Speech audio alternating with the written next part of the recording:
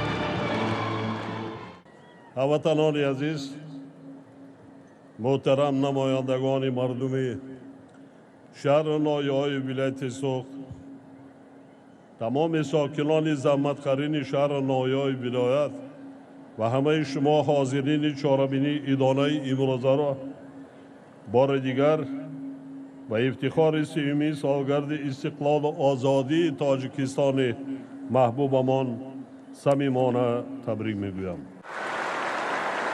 باعث خوشحالی و سرفرازی است که جشن مقدس و بزرگ 30 سالگی استقلال دولتی را تمام مردم سربلند کشور عزیزمان از جمله ساکنان ولایت سوخت در فضای صلح و ثبات کامل و با شادی و سرور تجلیل کردند.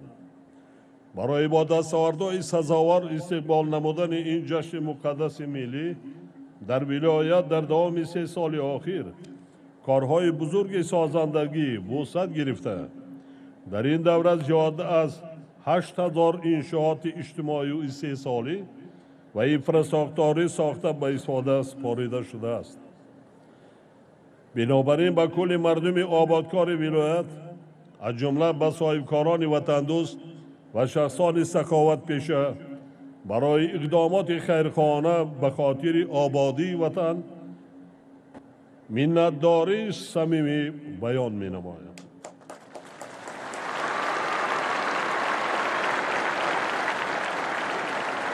امروز همه ما مشاهده میکنیم که شهر نایهای ولایت تا دوردستترین دیههای آن در نتیجه زحمت اهلانه ساکنان چقدر آباد و زیبا شده. سطح و صفت زندگی مردم باز هم بهتر و بسیار مشکلات و مسائل اجتماعی اهالی حل و فصل گردیدند. در نوبت خود حکومت مملکت طی 30 سال صاحب استقلالی برای تامین نمودن رشد ساحه‌های مختلف اقتصادیات ولایت، برطرف سازی مشکلات اجتماعی اهالی و بلند برداشتن سطح و صفت زندگی مردم از حساب همه سرچشمه‌ها بیش از 48 میلیارد سامانی روانه کرده است. در این دوره جهت رشد بخش‌های مختلف اقتصادی و اجتماعی در حدود ولایت 56 لایحه سرمایه‌گذاری دولتی با مبلغ بیش از 10 میلیارد سامانی عملی گردیده. حالا تطبیق 17 لایحه سرمایه‌گذاری دولتی ادامه دارد که مبلغ‌های در دایره آنها تا به امروز اسکوت شده 2.3 میلیارد سامانی را تشکیل می‌دهد. در ظرف 15 سال آخر به ولایت به مبلغ 24 میلیارد سامانی سرمایه خارجی جلب شده است که زیاده از 15 میلیارد سامانی آن سرمایه‌گذاری مستقیم میباشد. همچنین در دایره برنامه رشد اجتماعی اقتصادی ولایت برای سالهای 2016-2020 192 لایحه با مبلغ عمومی 7.8 میلیارد سامانه اجرا شده. در برنامه نوبتی برای سالهای 2021 2025 تطبیق باز 243 لایحه با مبلغ 11 میلیارد سامانه پیش بینی گردیده است. قابل ذکر است که در نتیجه تدبیرهای از جانب حکومت مملکت عملی گردیده و زحمت صافدلانه مردم، مجموع محصولات منطقه ولایت پیوسته افزایش یافته سال 2020 به 22 میلیارد سامانه رسیده. نسبت به سال 2000 41 برابر و به هر نفر اهالی 24 برابر افزوده است. خراجات بودجه دولتی برای ساحه‌های گوناگون ولایت نیز سال به سال افزوده از 37 میلیون سامانه سال 2001 به 2.3 میلیارد سامانه در سال 2021 رسیده است که بیش از 65 برابر زیاد می باشد. در نتیجه سطح کم بضاعتی در ولایت از 73% سال 1999 تا به 15.4% در سال 2020 پس شده است که دستاورد خیلی نظررس می باشد. ساحه صنعت ولایت یکی از قسم‌های مهم صنعت کشور بوده. در دوران صاحب استقلالی در بخش‌های مختلف آن اقتدارهای بزرگ 3 ساله از جمله در ساحه صنعت سبک، کامپلکس سوزشوار انرژتیکی، کیمیا، ماشین سازی و محصولات الکترونیکی، استخراج کارکرد معدن، استحصال مسائل ساختمان، صنعت مدافع و کارکرد محصولات کشاورزی تشکل یافتند. در نتیجه استفاده اختیارهای موجوده و تأسیس کارخانه‌های نو، حجم استحصال محصولات صنعتی ولایت از 1.5 میلیارد سامانه سال 1995 تا به 15.6 میلیارد سامانه در سال 2020 افزایش یافته. حصه آن در استحصال محصولات صنعتی کشور به 51% رسیده است. سال 1991 در ولایت همگی 119 کارخانه صنعتی فعالیت میکرد و با این شماره ولایت پایگاه اساسی صنعت جمهوری به حساب میرفت. در زمان استقلال این شماره به 722 رسیده است که نسبت به سال 1991 6 برابر زیاد می باشد. تنها در 10 سال اخیر در حدود ولایت 496 کارخانه نوی صنعتی از جمله 198 کارخانه صنعت خوراکواری با قریب 15,000 جای کاری نو بنیاد و به استفاده داده شده است. در دوران صاحب استقلالی در ولایت یک چند کارخانه زمین برآوری بنیاد گردیده. سال 2020 استحصال این نمودی مهم مسائل ساختمان به 1.3 میلیون تن رسانیده شد. این در حالی است که تا سال 2010 در ولایت زمین عموما استحصال نمی‌گردد. در این دوره در ولایت صنعت متالورژی نیز با مرام رشد یافته. یک قطار کارخانه‌های نوی معدن تازه‌کنی با استفاده تکنولوژی‌های معاصر و با جلب سرمایه مستقیم خارجی تأسیس داده شدند که در نتیجه حالا حصه صنعت استخراج معدن در مجموع عمومی محصولات صنعتی ولایت بیش از 30% را تشکیل می‌دهد. طی سالهای صاحب استقلالی در ولایت سوخت ساحه‌های کشاورزی نیز با مرام ترقی کرده. حجم استحصال محصولات ساحه 2.3 برابر افزوده است و سال 2020 به 12 میلیارد سامانه برابر گردیده است. طی 30 سال صاحب استقلالی میدان زمین‌های آبی ولایت 30,000 گکتار زیاد گردیده، حالا به 295,000 گکتار رسانیده شده است. با وجود دستاوردهای نظررس ولایت هم در ساحه صنعت و هم کشاورزی خاطر نشان می‌سازم که در این سمت‌ها اقتدارهای استفاده نشده هنوز خیلی زیادند. از این لحاظ رهبران ولایت در شهر و ناحیه‌ها و کارخانه‌های صنعتی و کشاورزی باید تمام تدبیرها را راه اندازی نمایند که سهم ولایت در تأمین 2 هدف استراتژی ملی، صنعت کلانی با سرعت کشور و حفظ امنیت آذوقه‌واری مملکت باز هم بیشتر گردد. در ظرف 30 سال اخیر در ساحه راه و نقلات ولایت سوخت از جانب حکومت مملکت 6 لایحه سرمایه‌گذاری دولتی با مبلغ بیش از 5.7 میلیارد سامانه تطبیق گردیده. 450 کیلومتر راههای دارای اهمیتی بین المللی 71 پل و 2 نقل ماشینگذار ساخته استفاده داده شدند. ساکنان ولایت خوب در یاد دارند که تا عملی گردیدن لایحه‌های زمان استقلال رفت آمد آدمان به پایتخت مملکت و مناطق دیگر کشور اینچنین حمل و نقل مال و محصولات در یک سال 7-8 ماه بسته میشد. حالا رابطه بی خطر و بی ممانعت و شبانه روزی همه شهر و ناحیه‌های ولایت با تمام منطقه‌های تاجیکستان و کشورهای خارجی تأمین می باشد. علاوه بر این حالا در حدود ولایت با 3 لایحه سرمایه‌گذاری دولتی با مبلغ عمومی 712 میلیون سامانی عملی شده ایستاده است که در دایره آنها وقتهای نزدیکترین 33 کیلومتر راههای دارای اهمیت بین المللی و جمهوری ساخته و به استفاده سپاریده می شوند. تنها پگاه ماست راه بسیار دور و دراز باقی مانده از لایه جبار رسولов تا شهر کانیابادان بنیاد راه را به سطح درجه بین المللی شروع می نماییم.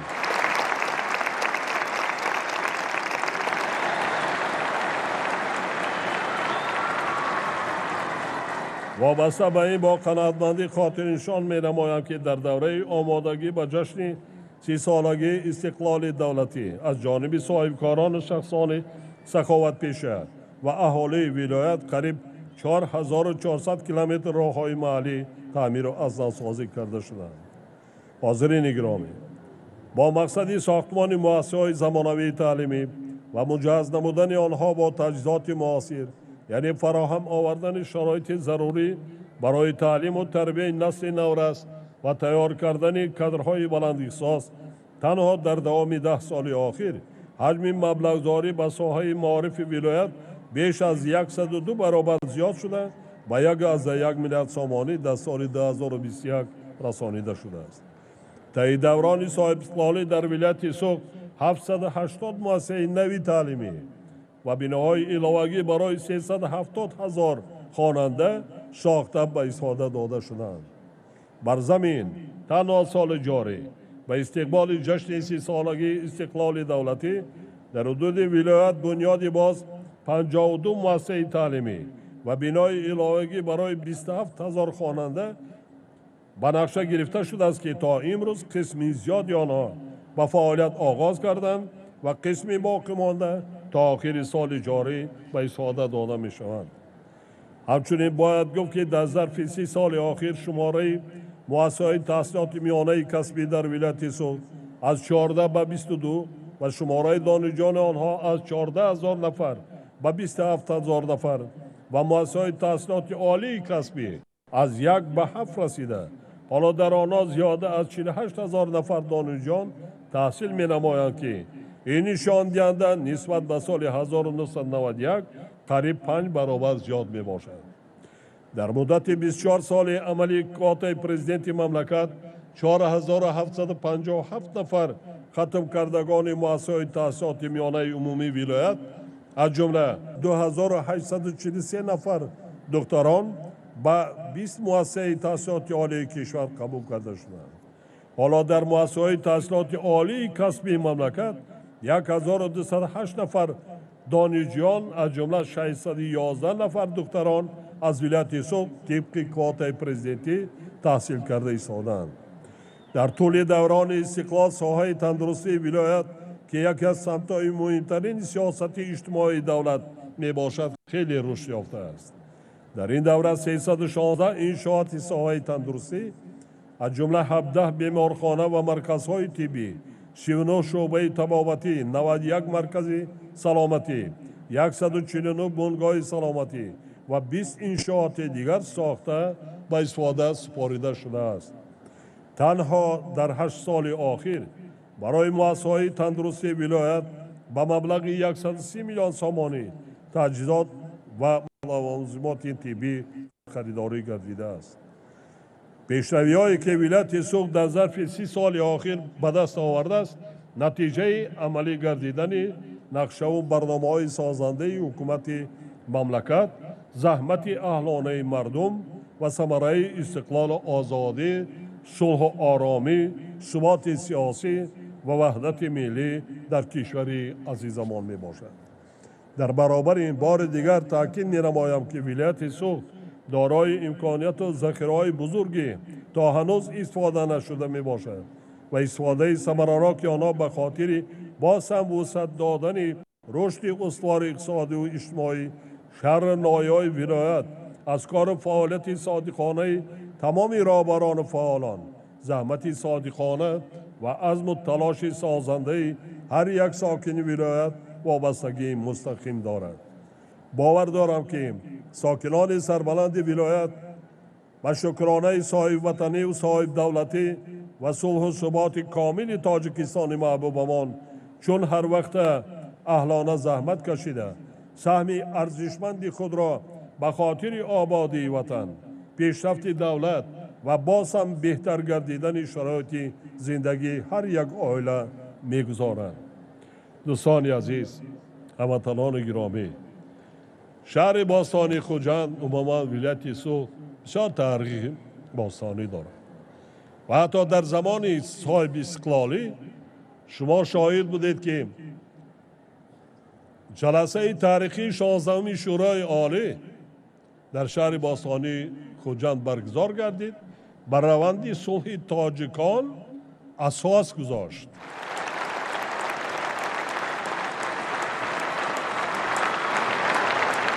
این بسیار واقعی تاریخی است.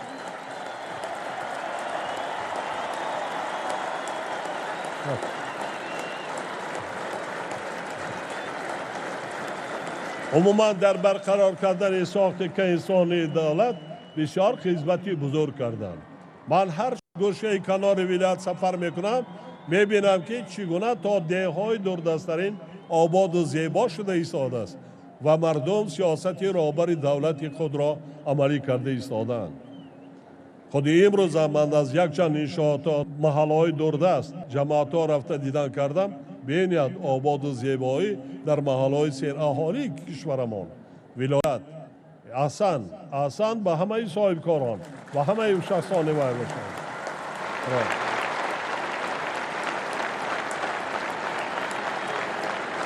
خود مرکز ولایت شهر باستانی خوجند کلاً تغییر یافته است. یک شهری زمانوی دیگر بنیاد گردید. انشاءات‌های بلندآشانه سالهای 91-92 انگشت شمار بودند. حالا یک شهر زمانوی و پیشرفته از عملیات تبدیل یافته است. این زحمت مردم با ننگ و ناموس ولایت است.